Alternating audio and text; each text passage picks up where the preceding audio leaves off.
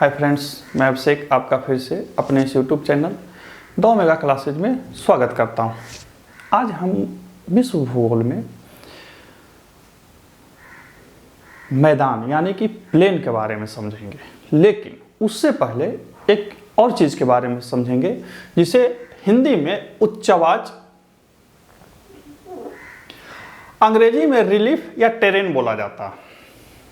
सीधा सीधा बात है कि भू आकारिकी के बारे में पढ़ेंगे। धरती पर जो भी चित्र आप देखते हैं धरती के, छोटे रूप में, बड़े रूप में या उससे भी बड़े रूप में, उसे कुछ वर्गों में बांटा गया। जैसे नदियाँ, झीलें, पहाड़, पर्वत, कहीं कहीं सिर्फ और सिर्फ मैदान फील्ड देखते होंगे, प्लेन इलाका देखते होंगे। इन सबको अलग अलग खंडों में भूगोल के अध्ययन की दृष्टि से बांटा गया। इसके साथ आपने ये भी पढ़ा होगा कि धरती पे सागर और महाद्वीप जो हैं वो किसी न किसी खंड पर स्थित, अर्थात वो प्लेट्स पर स्थित हैं और वो प्लेट जो होते हैं संचलन करते रहते हैं और उन प्लेटों के संचलन के कारण पृथ्वी पर कुछ न कुछ चीज़ें होते रहती हैं। आप ये जानते हैं कि एक समय में दुनिया के सारे प्लेट जो थे वो एक जगह थे, फिर अलग अलग हो गए। कैसे आप जब विश्व भूगोल पढ़ते हैं तो पढ़े हैं कि गोंडवाना लैंड यानी कि दक्षिण भारत का जो इलाका है, कैसे उत्तर भारत के इलाके में टक्कर मारी और तैथिस सागर खत्म हो गया और हिमालय का निर्माण हुआ। तो वो एक अलग चीज़ है, प्लेटों का संचलन अलग होता है, लेकिन हो रही है। उसके अलावा धरती पर भूकंप होते हैं। भूकंप के फलस्वरूप बहुत सी चीज़ें उत्पन्न होती हैं, जैसे सागर उत्पन्न हो जाते हैं, खाइयाँ उत्पन्न हो जाती हैं, पहाड़ उत्पन्न हो जाते हैं। फिर उन पहाड़ों पर देखते होंगे नदियाँ बहती हैं और वो नदियाँ जो होती हैं पहाड़ों को धीरे धीरे काटते रहती हैं। इसके अलावा नदियाँ मैदानी इलाकों में भी काटती हैं और फिर काट करके सारे मलबे को समुद्र के किनारे ले जाती हैं और वहाँ पर फिर एक अलग भूदृश्य यानी कि डेल्टा का निर्माण कर देती हैं या किसी अन्य प्रतिरूप का निर्माण करती है। तो जब इन हम प्रतिरूपों को समग्र रूप से देखते हैं तो उनमें कुछ डिफरेंसेस पैदा होती है। अब ये डिफरेंसेस जो है वो दर्शाती है कि इनके बनने में किन प्रक्रियाओं का पालन हुआ, भौगोलिक प्रक्रियाओं का, धार्मिक नहीं, किन भौगोलिक प्रक्रियाओं का पालन हुआ और ये जो बने हैं कितने अस्थायी हैं और कितने अस्थायी। तो इन्हीं सब चीज़ों के चरित्रों को देखते हुए भूवैज्ञानिकों ने पूरे भू आकारिकी को यानी कि पूरे धरती के जो विभिन्न रूप होते हैं उनको अलग अलग भागों में बांट के अध्ययन किया। हम पहले उसी अध्ययन को समझेंगे कि आखिर वो किस क्षेत्र में आते हैं और उनको उसी रूप में अध्ययन करने का मूल कारण क्या है, और फिर उसके बाद प्लेन के बारे में समझेंगे। परीक्षाओं के दृष्टिकोण से मैं बता दूं कि इससे प्रश्न पूछे जाते हैं। जैसे पूछ दिया जाता है कि निम्न में से कौन प्रथम श्रेणी के उच्चावाच या निम्न में से कौन द्वितीय श्रेणी के उच्चावाच, या ऐसे भी पूछ सकता है कि द्वितीय श्रेणी के उच्चावाच से आप क्या समझते हैं। कुछ काउज रहेंगे, आपको उन कारणों को चुनना है। इसके अलावा आपको मैदान से, प्लेन से प्रश्न पूछा जाता है। हालांकि प्लेन से जो प्रायः प्रश्न पूछे जाते हैं वो ये पूछा जाता है कि ये अमुक घास का मैदान कहाँ है, अमुक घास का मैदान कहाँ है। हम यहाँ पे घास के मैदान के बारे में नहीं, सीधा सीधा उन मैदानों की प्रकृति के बारे में बात करेंगे कि वो कैसे निर्मित हुए। आप उन मैदानों को देख के कैसे समझ सकते हैं कि यहाँ की जो धरती है अपने प्रारंभिक रूप को प्राप्त कर रही है, मध्य रूप को प्राप्त कर चुकी है या अपने अंतिम अवस्था को प्राप्त कर चुकी है। अब कहीं कहीं आप जब भूगोल को पढ़ेंगे तो आश्चर्य होगा कि आप जिस मैदानी इलाके में रह रहे हैं वो कभी बहुत बड़ा पहाड़ी इलाका था। आश्चर्य होगा। आप कभी कभी किसी मैदानी इलाके में रहते हैं तो आपको बहुत आश्चर्य होगा कि ये धरती से सबसे ऊंचा इलाका, कहना तो इसे पहाड़ और पर्वत चाहिए था, लेकिन मैदानी इलाका कहा जा रहा है। क्यों कहा जाता है?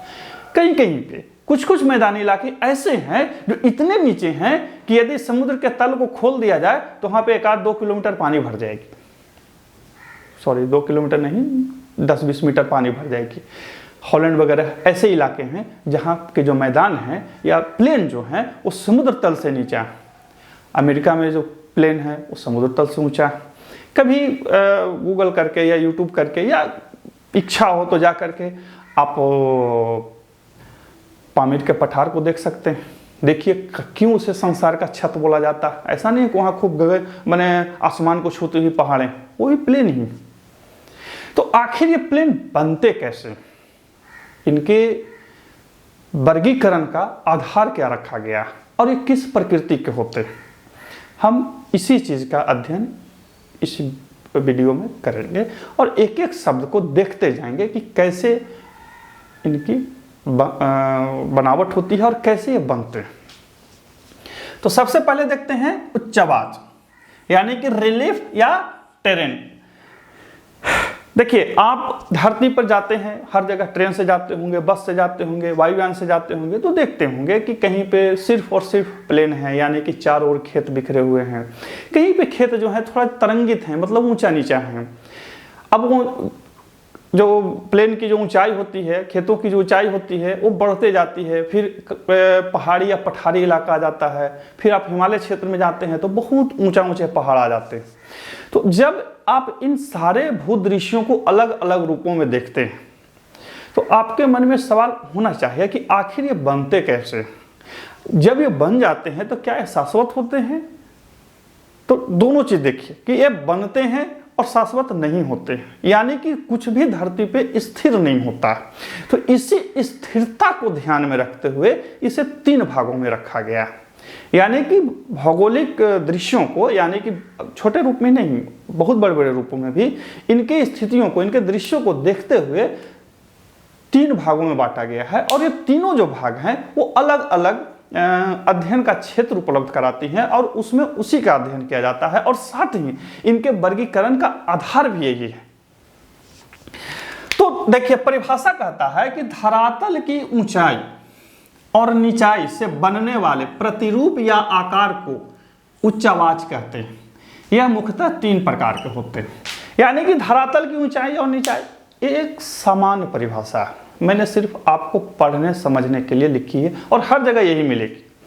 अब प्लेट्स की जो ऊंचाई निचाई तो आप नाप नहीं रहे हैं जो बैठ करके, आप तो देखेंगे भी नहीं, वो तो भूगोल के अध्ययन में ही पढ़ाई समझ में आएगी। इसके अलावा आप समुद्र तल की गहराई तो नापने जाएंगे नहीं, वो तो जो नाप को लिखा वो ही पढ़ेंगे। तो ये एक सामान्य सी परिभाषा है कि आप जिन भू आकारिकी को देखते हैं, भूदृश्य के जो ऊंचाई निचाई को जो देखते हैं, उसका एक सामान्य अध्ययन इस उच्च आवाज के अंतर्गत किया जाता है। अब धरती पर जो चीजें होती हैं, नदियां हैं, झील हैं, मैदान हैं, पहाड़ हैं, पर्वत हैं, इन सबको एक वैज्ञानिक दृष्टिकोण से देखेंगे तो पाएंगे कि ये एक कालखंड में बने। किसी कालखंड में इन पर पृथ्वी के बाह्य का प्रभाव पड़ा और फिर घिस गए, खत्म हो गए। अब आप कहीं कहीं पहाड़ी इलाकों में जाएंगे, पठारी इलाकों में जाएंगे और पता लगे कि ये पठारी इलाका, ये पहाड़ी इलाका ज्वालामुखी से नहीं, पृथ्वी के संचलन से नहीं, हवाओं के प्रभाव से बना है। इतना आश्चर्य होगा कि हवाएं भी ऐसे कारक मुहैया करा सकती हैं कि ये 100-200 मीटर ऊंचे पहाड़ बन जाए। आश्चर्य लगती है, लेकिन होता है ऐसा। तो ये जो पृथ्वी पर जो प्रतिरूप बनते हैं, इन्हें मुख्यतः 3 रूपों में बांटा गया है या 3 क्षेत्रों में बांटा गया है, और तीनों क्षेत्र जो है इन बांटने का मुख्य कारण अलग अलग है, जिसमें सबसे पहला जो कारण है वो इनका अस्थायित्व का है। तो जो सबसे अस्थायी कारक होता है उसे प्रथम श्रेणी के उच्च आवाज में रखा जाता है। अब देखिए अस्थायी का मतलब पूर्ण अस्थायी नहीं, धरती पर कुछ भी अस्थायी नहीं होता।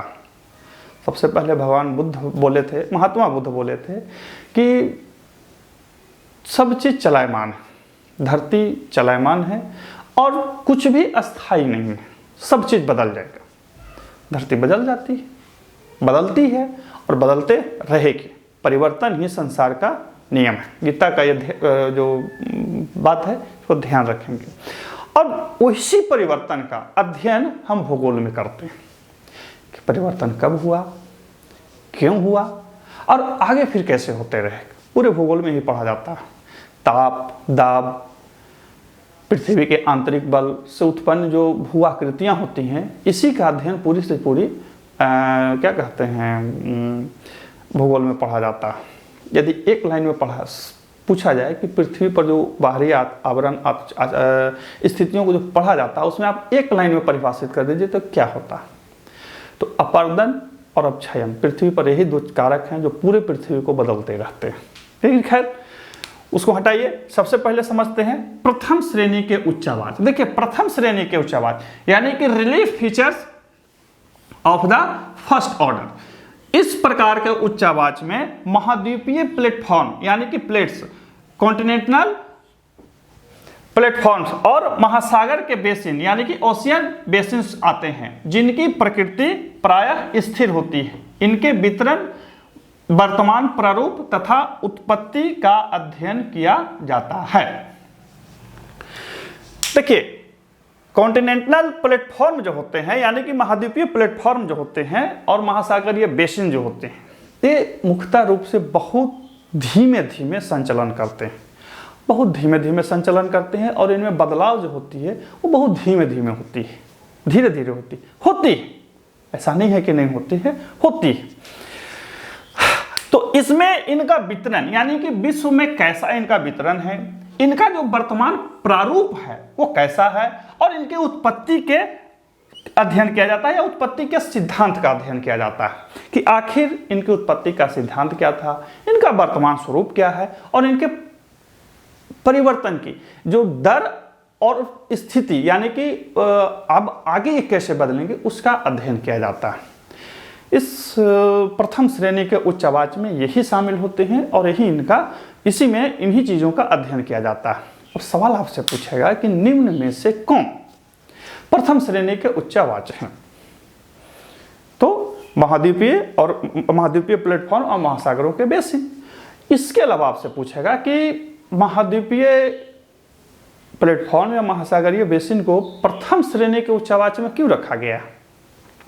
तो इनके अस्थायी प्रकृति के कारण इसमें रखा गया है। और एक चीज और ध्यान रखेंगे कि पूरी धरती का जो मूल रूप है इन्हीं दो चीजों पर स्थिर होता है। ऐसे तो पृथ्वी के अंदर में बहुत सारी चीजें हैं जो पृथ्वी को हिलाते डुलाते रहती हैं, तो वो अलग चीजें हैं, लेकिन पूरे धरती का जो ऊपरी मॉडल है वो इसी पर आधारित है। तो इसीलिए इन्हें प्रथम श्रेणी के उच्च आवाज में रखा गया है। इन्हें आप सिर्फ ऊपर देखते हैं, नीचे नहीं देख पाते। तो ये है आपका प्रथम श्रेणी का उच्च आवाज और फिर प्रथम श्रेणी का उच्च आवाज। अब देखते हैं द्वितीय और तृतीय श्रेणी के उच्च आवाज को। पहले एक नजर देख लीजिए इसको। अब देखते हैं द्वितीय और तृतीय प्रकार के उच्च आवाज। देखिए प्रथम प्रकार के उच्च आवाज जो फंडामेंटल थे उसके बारे में हमने देखा, कोई बहुत ज़्यादा दिमाग नहीं लगाना है। ये तीनों जो हैं वो अलग अलग अपनी स्थिति को दर्शाते हैं। भौगोलिक स्थिति के कारण इन्हें सिर्फ 3 क्षेत्रों में बांट लिया गया। धरती पे ये 3 कृत्य हमेशा होते रहते हैं और उन्हीं कृत्यों के आधार पे इनका बंटवारा कर लिया गया। देखिए द्वितीय श्रेणी के उच्च आवाज आकृतियां, relief features of the second order. ये क्या है? तो कहता है कि पृथ्वी की आंतरिक बलों के द्वारा उत्पन्न स्थलाकृतियों को इसमें रखा जाता है, यानी कि इंडोजेनेटिक फोर्सेस के द्वारा जो स्थितियां आकृतियां उत्पन्न होती हैं इसी में अध्ययन किया जाता है, जैसे पर्वत, पठार, मैदान, जलाशय इत्यादि। इन स्थलाकृतियों को रचनात्मक स्थल रूप कहा जाता है।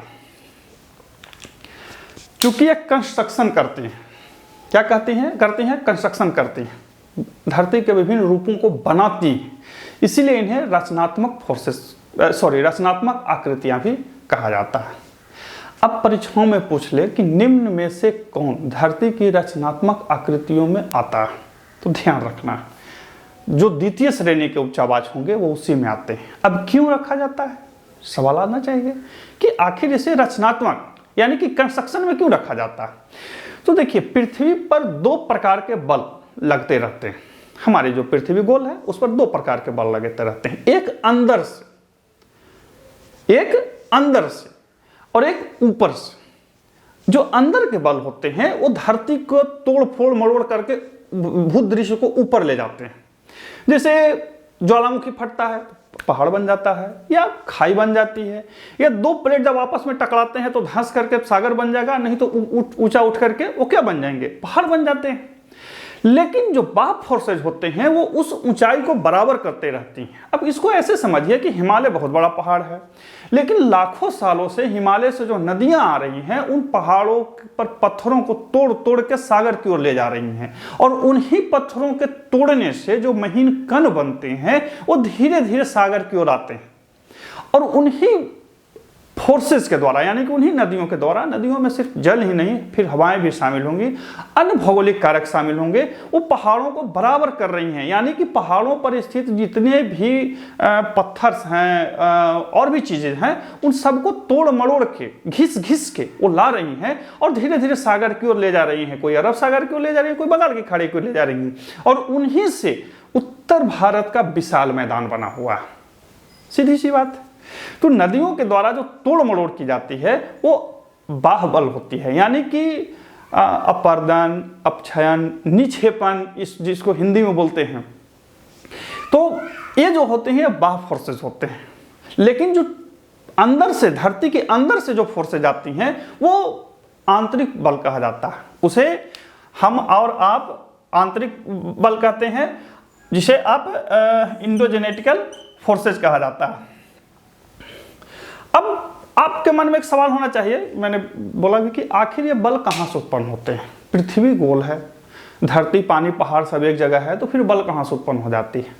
तो देखिए, आप जानते हैं कि पृथ्वी अंदर से गर्म है, लावा है। वो लावा जो होते हैं वो उन पर दबाव पड़ते रहता है ऊपर से। ताप, दाब, घनत्व, डेंसिटी में जो परिवर्तन होता है, इन सब के कारण, इसके अलावा रेडियोधर्मिता के कारण भी पृथ्वी के अंदर कुछ बल उत्पन्न होते हैं, और उन सभी बलों को सम्मिलित रूप से पृथ्वी के आंतरिक बल में रखा जाता है। और वो बल जो होते हैं भूपटल को चेंज करते हैं, पलटते हैं, उलटते हैं, और उन्हीं के कारण कुछ न कुछ भूदृश्य उत्पन्न हो जाता है, और उसी भूदृश्य को द्वितीय श्रेणी के उच्चावाच में रखा जाता है। अब आपको एक चीज बताता हूं, इसको ऐसे समझे कहानी के रूप। अभी आप हिमालय पर्वत देख रहे हैं, करोड़ों सालों के बाद एक ऐसी स्थिति आएगी कि हिमालय पर्वत घिस करके छोटा हो जाएगा, जो आज रूप में वो नहीं होगा। वहां से सारे जो पत्थर हैं वो नदियों के द्वारा और हिमानी के द्वारा, हवाओं के द्वारा घिस घिस करके नष्ट कर दिए जाएंगे। जैसे आज दक्षिण भारत के पहाड़ों की स्थिति है, पठारों की स्थिति, उस तरह से होगा। तो आखिर वो पत्थर कहाँ जाएगा, कभी सोचे हैं? वो पत्थर घिस घिस के सागर तल की ओर जाएंगे। तो जब सागर तल पर आज जो दबाव है, सागर के तल पे जो आज दबाव है, करोड़ों सालों के बाद उस पर बहुत ज्यादा दबाव हो जाएगा। तो उस क्षेत्र पर वो दबाव डालेगा, तो जब दबाव डालेगा तो वो दबाव नीचे तक जाएगा। तो जब नीचे जाएगा तो नीचे वाली जो फोर्सेज है उस पर कोई ना कोई प्रभाव डालेगी। अब इसके अलावा और भी बहुत सारे कारक होते हैं, तो सब प्रभाव मिलकर के एक ऐसी स्थिति उत्पन्न होगी जो बिल्कुल आज से उलट होगी। हो सकता है कि उस दबाव के कारण वो इलाका थोड़ा धंस जाए और धंस जाए, या हो सकता है कि उस दबाव के कारण आसपास जब दबाव पड़े तो वहाँ भूकंप जैसी कोई स्थिति आ जाए, या वहाँ प्लेट खिसक जाए, तो फिर कोई अलग भूदृश्य उत्पन्न हो जाएगा। कहने का तात्पर्य हुआ कि पृथ्वी चूंकि चलयमान है, यहाँ की सारी घटनाएं चलयमान होती हैं, तो इन चलयमान घटनाएं जो होती हैं वो आसपास की स्थितियों पर प्रभाव डालती हैं, और वो प्रभाव जो होते हैं वो बिल्कुल अलग अलग रूपों में उत्पन्न होती हैं और फिर उत्पन्न करती। तो इन सबको एक अलग अलग रूपों में देखते हुए ही इन्हें कहा गया है कि भाई देखिए, जो फोर्सेज नीचे से आ रही हैं वो आंतरिक बल हुए, और जो फोर्सेज पृथ्वी पर ऊपर से लगाते हैं वो बाह्य बल होते हैं। तो आंतरिक बलों में ताप, धरती के अंदर का दाब, घनत्व में परिवर्तन, इसके अलावा रेडियोधर्मिता जैसी चीजें जो होती हैं ये सब आंतरिक बल होती हैं, और ये सब मिला जुला के कोई अलग प्रभाव उत्पन्न करती हैं।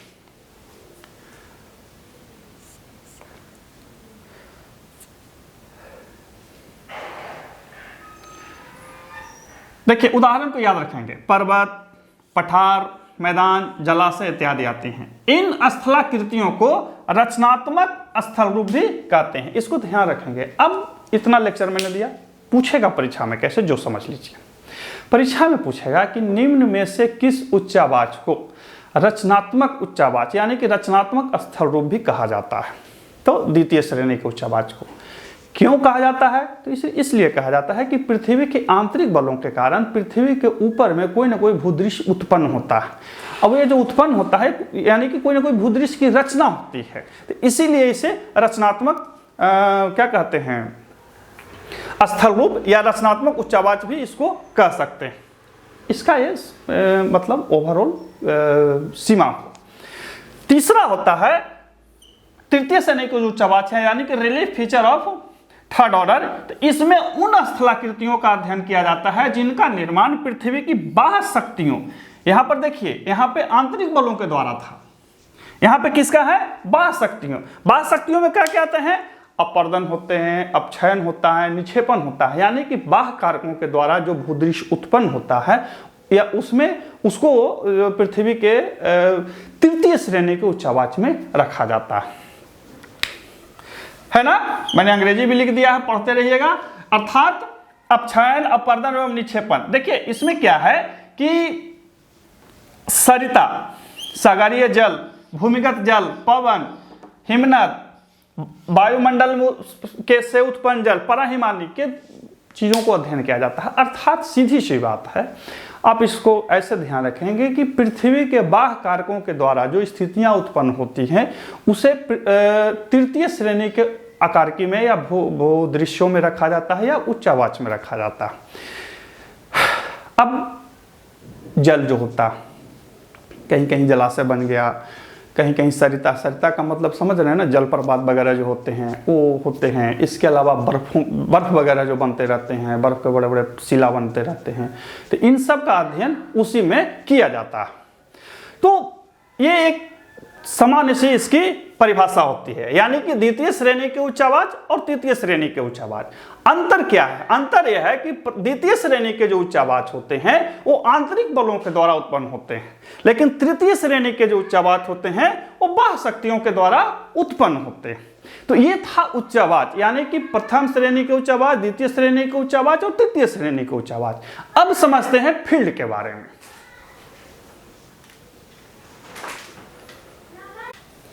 अब देखते हैं प्लेन्स यानी कि मैदान के बारे में। देखिए एक चीज ध्यान रखें कि इससे संबंधित जो परीक्षाओं में प्रश्न पूछे जाते हैं वो बहुविकल्पियों में बहुत सारे तथ्यों को दे करके भी पूछे जाते हैं और साथ ही सिर्फ एक ही पंक्ति में दे करके भी पूछे जाते हैं। तो मैंने जो इसको लिखा है, जो इसका बोर्ड पे मैंने लिखा है, उसको इस तरह से लिखा है कि आपको तथ्य ध्यान रहे। प्लेन मैदान, धरातल पर समतल एवं निम्न भूभाग को मैदान कहा जाता है। समतल होना चाहिए एवं निम्न होना चाहिए। समतल का मतलब सीधा सीधा प्लेन नहीं, एकदम वो जो क्रिकेट ग्राउंड या फुटबॉल ग्राउंड नहीं, उससे नहीं, वो आदर्श स्थिति वैसी नहीं होती है। वो थोड़ा बहुत तरंगित रूप में रहेंगे, जैसे नदी घाटियाँ हो गई, नदियाँ हो गई। इसके अलावा थोड़ा से ऊंचाई नीचाई लिए हुए रहेंगे। जैसा आप आसपास का जो परिवेश देखते हैं, खेत खलिहान में आप जाइएगा, ट्रेन से जब जाते होंगे तो दाएं बाएं देखते होंगे, जहाँ पे पहाड़ियाँ नहीं हैं, प्योर मैदानी इलाकों में, उन्हें मैदान कहा जाता है। इनकी खूबी क्या होती है कि यह एक लगभग समान समुद्री तल में होते हैं और साथ ही इनका एक खास ढाल होता है। इनका जो ढाल होता है प्रायः समुद्र की ओर होता है। मैदानों का जो ढाल होता है प्रायः, अब एकदम से कोई हार्ड रूल नहीं है, लेकिन प्रायः इनका जो ढाल होता है वो समुद्र की ओर होता है। समुद्र की ओर ढाल होने का जो मुख्य कारण ये है कि चूंकि इनका निर्माण बहुत से जगहों पे क्या होता है कि इनका निर्माण पहाड़ों के घिसने से होती है। तो जो कि पत्थर पहाड़ घिस रहे हैं, किससे घिस रहे हैं? तो हवा से, हिमानी से, गुरुत्वाकर्षण से, नदियों के जल से।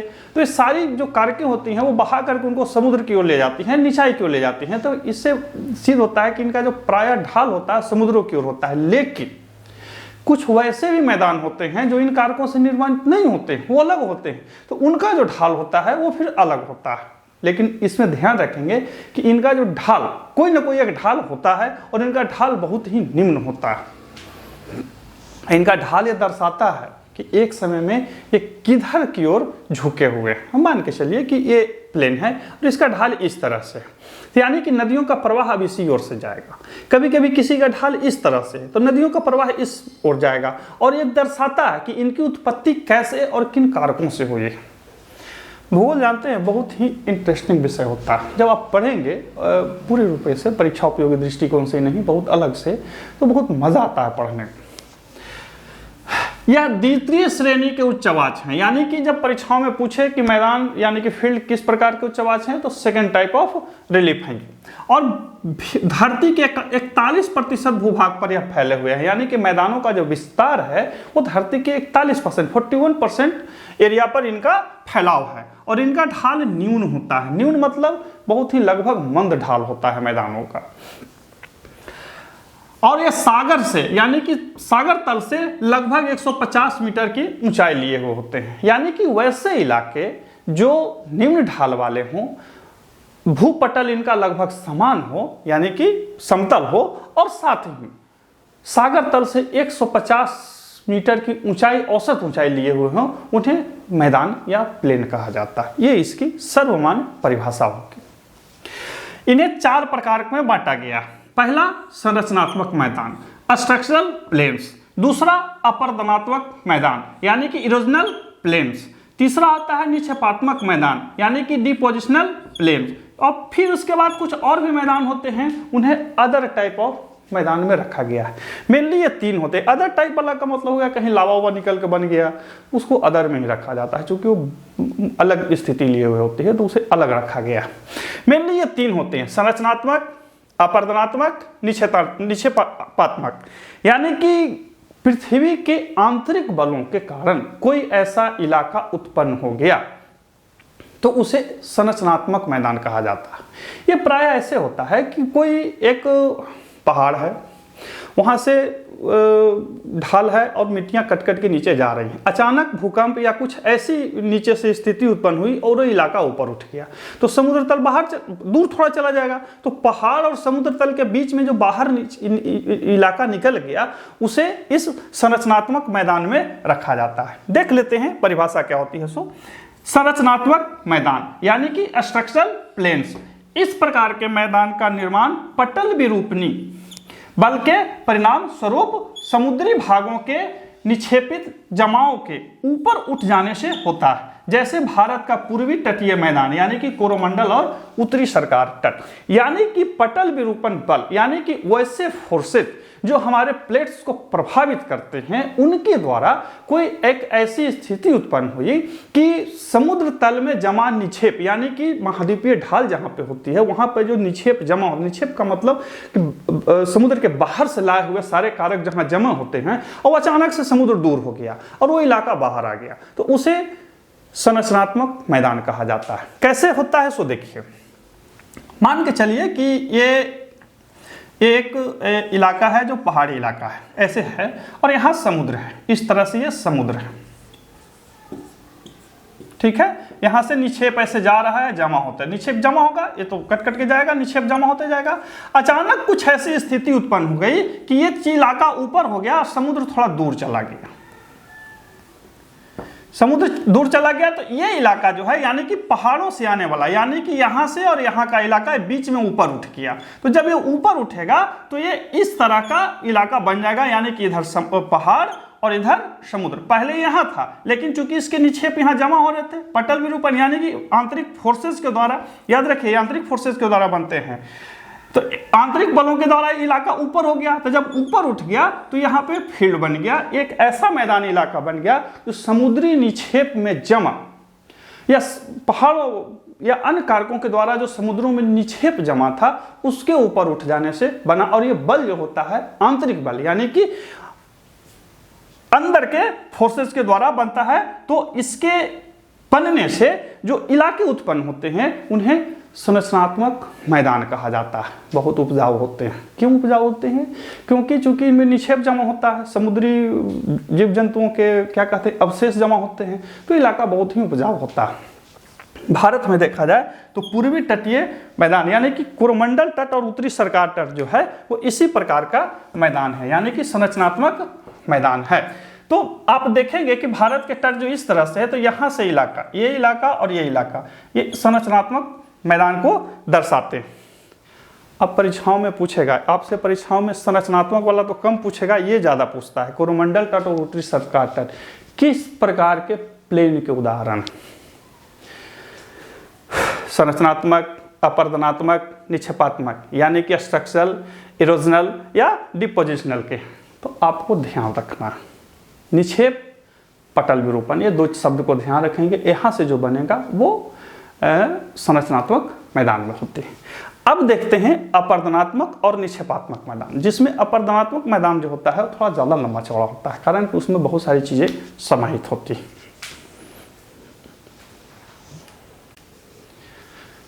अब देखते हैं इसके आगे के स्थिति को। अपरदनात्मक मैदान यानी कि इरोजनल प्लेन्स।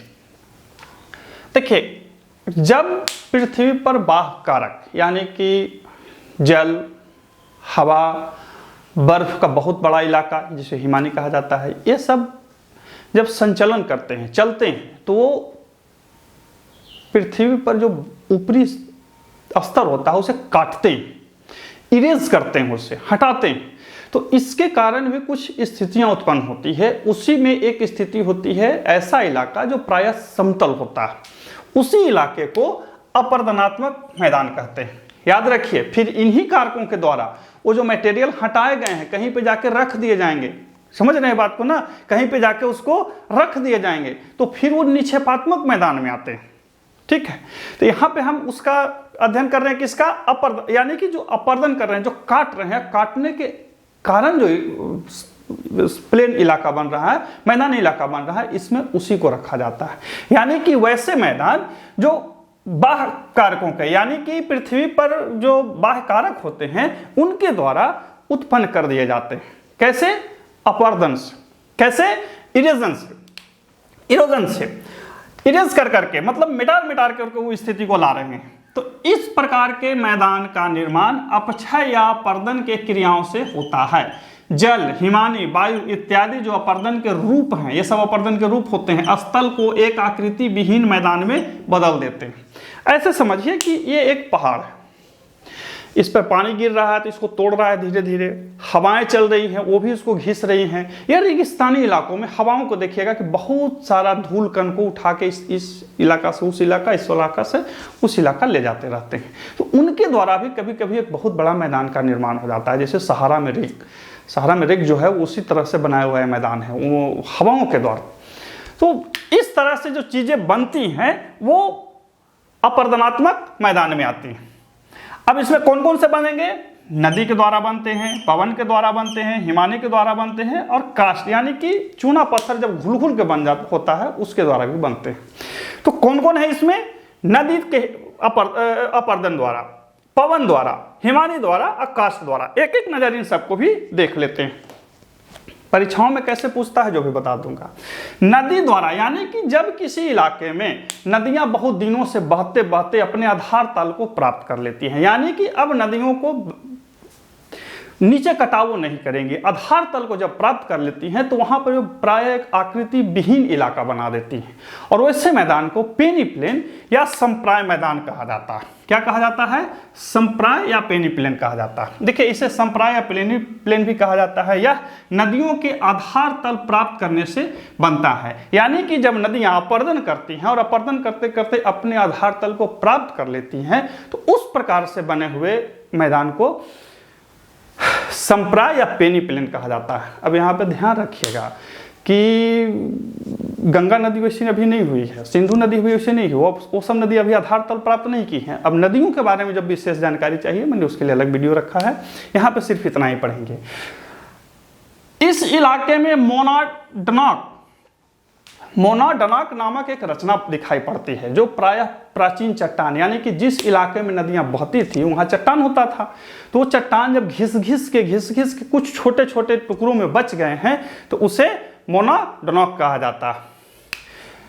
ठीक है, इसको क्या कहा जाता है? मोनाडनाक कहा जाता है। संप्राय मैदान का यही उदाहरण होता है। संप्राय मैदान जो होता है वो नदियों के अपर्दन के फलस्वरूप बनता है, ध्यान रखेंगे। इसके अलावा पवन द्वारा निर्मित संप्राय मैदान भी बनते हैं, जैसे उत्तरी चीन, हमादा, सहारा के रेग इत्यादि जो मैदान है वो इसी प्रकार के बने हुए मैदान हैं। इसके अलावा एक चीज और ध्यान रखेंगे कि तो ये जो संप्राय मैदान होते हैं वो नदियों के आधार तल प्राप्त करने से उत्पन्न होते हैं। देखिए, सीधी सी बात है, जब नदियाँ किसी इलाके में बहती हैं तो पहले ऊपरी तल पर बहते रहती हैं, धीरे धीरे धीरे धीरे धीरे काटते काटते वो अपने आधार तल को प्राप्त कर लेती हैं। ऐसे तो पूरी दुनिया में कोई एक सर्वमान्य ऐसी स्थिति नहीं है कि जिसे कहा जाए कि ये नदियों का आधार तल है, लेकिन जब नदियां आधार तल प्राप्त कर लेती हैं तो उस पूरे इलाके के, यानी कि जिस इलाके में वो बह रही होती हैं, उसको सपाट कर देती है। एक चीज ध्यान रखेंगे कि जिस क्षेत्र में आप नदियों को देखते हैं वो नदियों का इलाका नहीं होता, वो सिर्फ उस समय की जल बह रही होती है। नदियां बहुत बड़े इलाके में बहती हैं, ठीक है, वो अलग विषय ही होता है। तो यानी कि नदियों द्वारा निर्मित वैसा मैदान जो अपने आधार तल को प्राप्त कर चुकने के कारण बना है नदियों से, संप्राय या पेनी प्लेन कहा जाता है।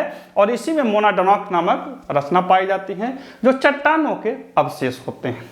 एक बार यूपी पीसीएस में पूछा था कि मोनाडोनॉक नामक संरचना कहाँ पर पाई जाती है या किस प्रकार के मैदान में पाई जाती है, तो ध्यान रखेंगे संप्राय या पेनी प्लेन में। इसके अलावा पवन द्वारा होता है, हिमानी द्वारा। हिमानी का मतलब हो गया कि बहुत बड़े इलाके में जब बर्फ होती है वो संचलन करती है, चलती है धीरे धीरे। तो अब चलने के कारण क्या होता है कि वहां पर जो पहाड़ या पत्थर वगैरह होते हैं उनको घिस करके बराबर कर देती है। तो इस प्रकार के बाद कालांतर में वो हिमानी भी पिघल जाती है। तो इस प्रकार के बने हुए मैदानों को हिमानीकृत अपरदनात्मक मैदान कहा जाता है। ऐसे मैदान वहां बनते हैं जहां पर बर्फ बहुत ज्यादा पहले हुआ करती थी या होती है, जैसे यूएसए में, कनाडा में, इन इलाकों में ऐसे मैदानों का निर्माण होता है। एक है कास्ट मैदान। कास्ट का मैदान का हुआ कि चूना पत्थर,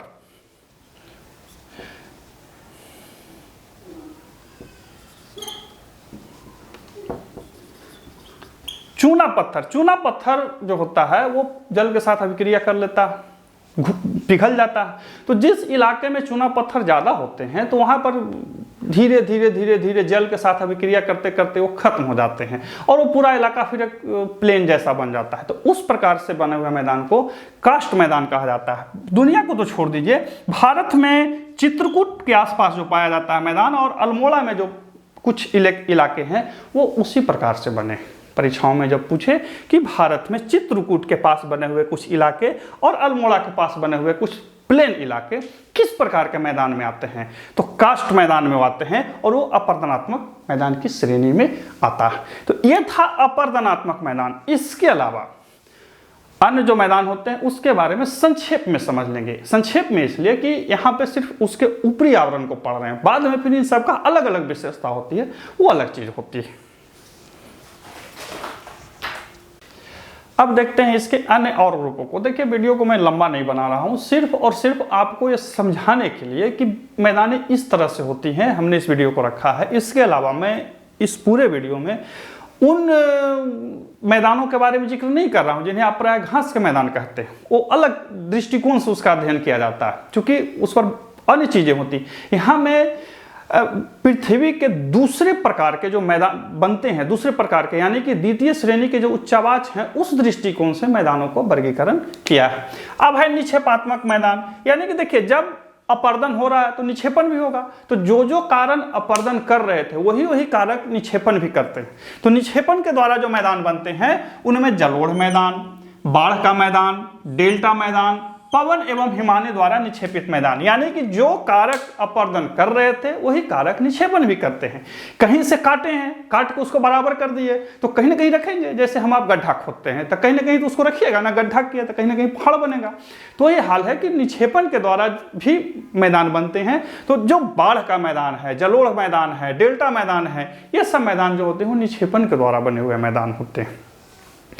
परीक्षाओं में इसी प्रकार से पूछता है कि बाढ़ मैदान, जलोढ़ मैदान या डेल्टा मैदान होते हैं वो किस प्रकार के मैदान में आते हैं, अपर्दन में आएंगे, निक्षेपण में आएंगे या अन्य प्रकारों में आएंगे, तो या संरचनात्मक में आएंगे। तो आपको ध्यान रखना है कि वो निक्षेपात्मक मैदान होते हैं। चौथा होता है अन्य मैदान। अन्य मैदान का मतलब हुआ कि कभी कभी किसी क्षेत्र में ज्वालामुखीय घटना होती है। ज्वालामुखी घटना के कारण अंदर से लावा, मैग्मा वगैरह बहुत ऊपर निकलता है, उसमें खनिज वगैरह बहुत होती हैं। फिर जब उसमें कालांतर में ह्यूमस वगैरह आता है तो बहुत उपजाऊ बन जाता है। तो इस प्रकार के मैदान जो लावा के ठंडे होने से बनते हैं या लावा के बिखराव से बनते हैं उन्हें लावा मैदान बोला जाता है और ये अन्य प्रकार के एक मैदानों में आते हैं। भारत का दक्कन का इलाका जो है वो इसी श्रेणी में आता है। दक्कन का जो पठारी इलाका है इसी श्रेणी में आता है और यह बहुत ही उपजाऊ क्षेत्र होता है। उपजाऊ इसलिए होता है कि लावा के साथ खनिज आते हैं अंदर से। फिर उसमें बाह्यकारक मिलते हैं। तो इस तरह से ये चीजें बहुत ज्यादा उपजाऊ बन जाती है। अब देखिए समग्र उदाहरण। समग्र उदाहरण मैंने पहले ही बोला कि मैंने कंस्ट्रक्शन यानी कि संरचना के आधार पर बता रहा हूं, तो उसके आधार पर मैं देख रहा हूं क्वांटो का मैदान। क्वांटो का मैदान जापान के होन्शु द्वीप के पूर्व में है। ऐसे पश्चिम में भी एक मैदान है, लेकिन ज्यादा इसी को लिया हूं, होन्शु द्वीप के पूर्व में है, जिसमें टोक्यो, योकोहामा, कावासाकी जैसे इलाके हैं। अब देखिए आपसे पूछ लेता है परीक्षाओं में प्रश्न, इसी तरह से पूछ सकता है कि टोक्यो, योकोहामा, कावासाकी इलाके कहाँ के मैदान में आते हैं? तो क्वांटो मैदान में आते हैं। और ये जो मैदान है ना, ये पृथ्वी के आंतरिक संरचना के द्वारा या पृथ्वी के बाहरी संरचना के द्वारा बने हुए मैदान है। इसके अलावा आपने मंचूरियन खाया होगा, तो मंचूरियन का मैदान उत्तर पूर्व चीन में एक उपजाऊ जलोढ़ मैदान है ये। इसके अलावा मिनांग मेकांग घाटी, मिनांग मेकांग कम्बोडिया में जो नदी है उसी में है, वो चावल का बहुत ही उपजाऊ क्षेत्र है, ये भी जलोढ़ मैदान है। इसके अलावा लोम्बार्डी, लोम्बार्डी आपने कार देखा होगा, लोम्बार्डी का मैदान यह इटली के उत्तरी भाग में, इटली के उत्तरी भाग में है, और यह इटली का सबसे प्रसिद्ध औद्योगिक क्षेत्र भी है, और वहां यूरोप में सबसे ज्यादा चावल होता है। तो ये प्रमुख ऐसे मैदान थे जिसे हमने शॉर्टलिस्ट किया है, था तो बहुत सारा, तो हमने लिया है। ये कुछ ऐसे विशेष मैदान हैं जो इन्हीं सब कारणों से बने हैं और पूरी दुनिया में नामी है, मशहूर है। अब आपके मन में सवाल आ सकता है कि भाई ये द्वितीय श्रेणी के जो उच्चावाच है आपने उसमें मैदान को बताया, लेकिन आपने उसमें उन घास के मैदानों के बारे में नहीं बताया जो इसके लिए प्रसिद्ध है। तो उसका अलग वीडियो है, वो बनता एक ही तरीके से, कहीं चेंजिंग नहीं होती, लेकिन उसका रूप प्रारूप अलग होता है, उसके पढ़ने का तरीका अलग होता है, तो हमने उसको अलग वीडियो में बना रखा है।